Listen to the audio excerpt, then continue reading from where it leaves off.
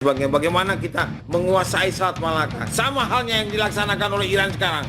Bagaimana Iran menguasai Selat Hormuz. Hey, hola Indomax Indo Magazines. Nah, dua kabar mantap hari ini. Yang pertama datang dari Indonesia yang kini sepertinya mulai belajar nih bos, mencontoh strategi Iran dalam menjaga selat-selat strategisnya, gerbang pintu masuknya, choke point-nya. Dimana jika Iran ada Selat Hormuz, maka Indonesia pun juga punya choke point penting lain seperti Selat Malaka. Nah loh, lantas pelajaran seperti apakah yang diambil Indonesia dari negara Iran ini? Apa yang rencananya bakal dilakukan oleh Indonesia di setiap choke point-nya ini seperti Selat Malaka setelah ini kita kupas bos. Kemudian kabar kedua datang dari Jepang yang kini sepertinya mulai bermain api nih. Di mana baru-baru ini mereka telah mengumumkan bakal menempatkan rudal di dekat Taiwan bos. Nah loh, nih Akong Xi Jinping bisa makin panas nih ya kan. Lantas rudal apakah itu?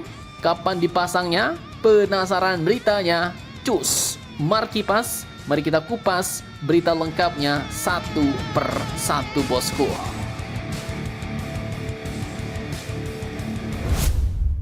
Oke, jadi pada Rabu 25 Februari 2026 dalam diskusi Semar Sentinel di Jakarta, Asisten Operasi Kasal Laksda TNI Yayan Sofian melontarkan pernyataan yang cukup menggetarkan dunia bawah laut nih bos. Katanya, Indonesia harus mampu mendeteksi setiap pergerakan kapal selam asing di choke point strategis, seperti contohnya Selat Malaka.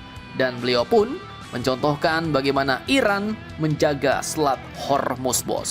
Nah, jadi ya seperti yang kita ketahui, Iran paham satu hal. Siapa yang menguasai choke point, dia punya leverage global bos. Setiap hari jutaan barrel minyak dunia lewat di sana.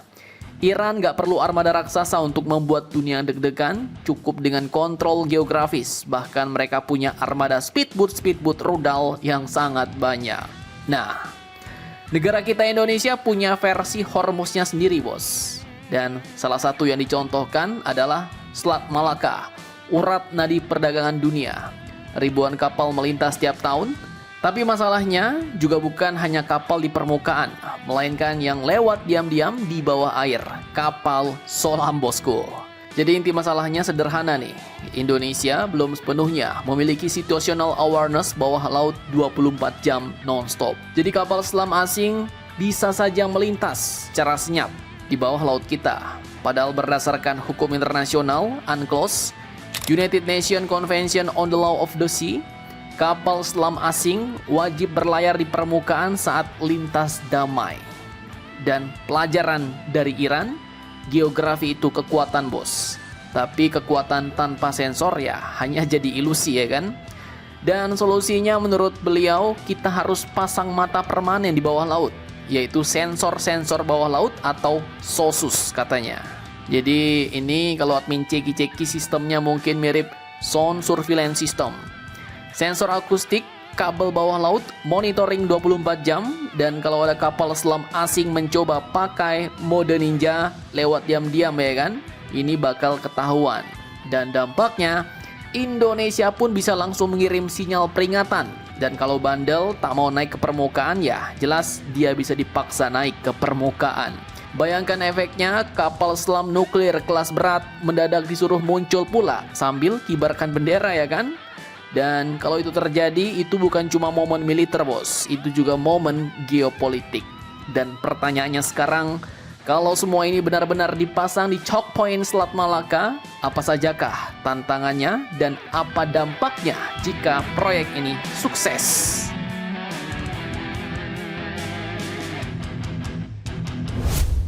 Oke, yang pertama untuk tantangannya bos. Jadi setelah admin ceki-ceki, Selat Malaka itu kebanyakan dangkalnya.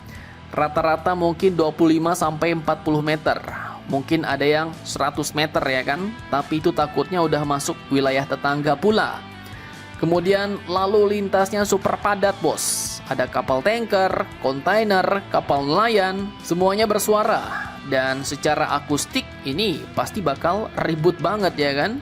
Dan Mimin pikir pasang sensor di sana mungkin kayak kita mencoba dengar bisikan kapal selam di tengah konser-konser dangdut kapal permukaan. Belum lagi ada faktor dasar laut yang berlumpur, kemudian arusnya kuat, sedimentasi tinggi. Nah, itu juga mungkin faktor yang harus dipikirkan, bos. Selat Malaka sendiri berbatasan dengan Malaysia dan Singapura. Artinya ya, kalau kita mau pasang sensor suara, ini perlu koordinasi trilateral, bos. Jadi bukan proyek pagar rumah sendiri.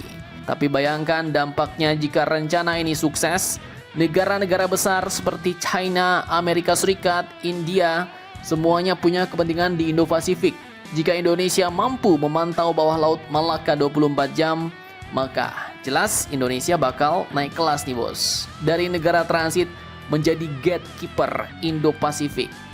Operasi kapal selam asing jadi jauh lebih berhati-hati dan daya tawar diplomasi meningkat drastis.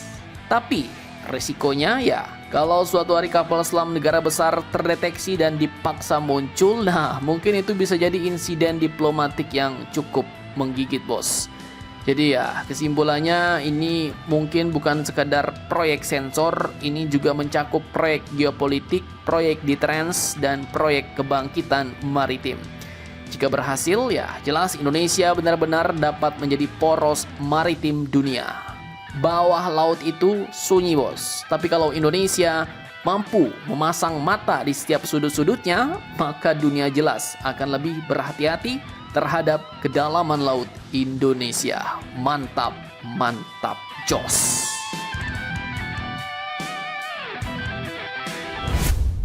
Oke, lanjut kabar kedua.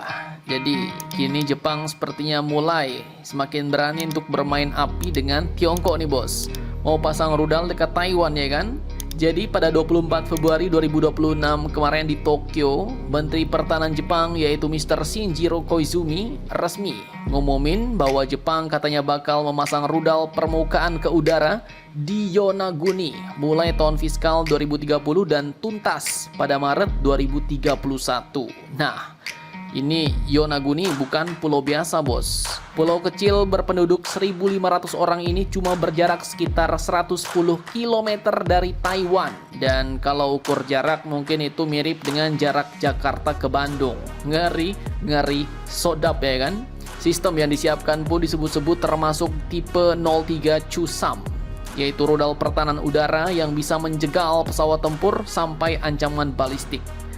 Langkah ini pun muncul setelah PM Sanai Takaichi pada November 2025 lalu mengatakan bahwa Jepang bisa ikut terlibat kalau China menyerang Taiwan dan mengancam eksistensi Jepang. Nah loh, kalimat ini pun jelas bikin Beijing panas, bos. Dimana Beijing pada waktu itu langsung membatasi ekspor ke puluhan perusahaan Jepang dan minta warganya nggak pelesiran ke negeri Sakura itu. Dari sudut pandang Beijing, jelas penempatan rudal di gerbang Taiwan bisa dianggap sebagai ancaman langsung, bos. Secara militer itu memperkuat perimeter Jepang di Laut China Timur, dekat juga dengan sengketa Kepulauan Senkaku. Dan pertanyaannya sekarang, apakah itu benar-benar langkah defensif Jepang atau memang Jepang lagi coba-coba main api nih, bos, di dapur geopolitik Asia? Karena jelas kalau api itu salah percikan, mercik ke rumah tetangga pula ya kan, maka yang panas bukan cuma Yonaguni tapi seluruh kawasan Indo-Pasifik, bos. Ngeri, sodap. Nah, jadi bagaimana menurut kalian? Tetaplah kalian barbar di warung araknya Akong Xi Jinping dan jangan santuy terus demi Indonesia maju. Salam Indomax, Indo Magazines.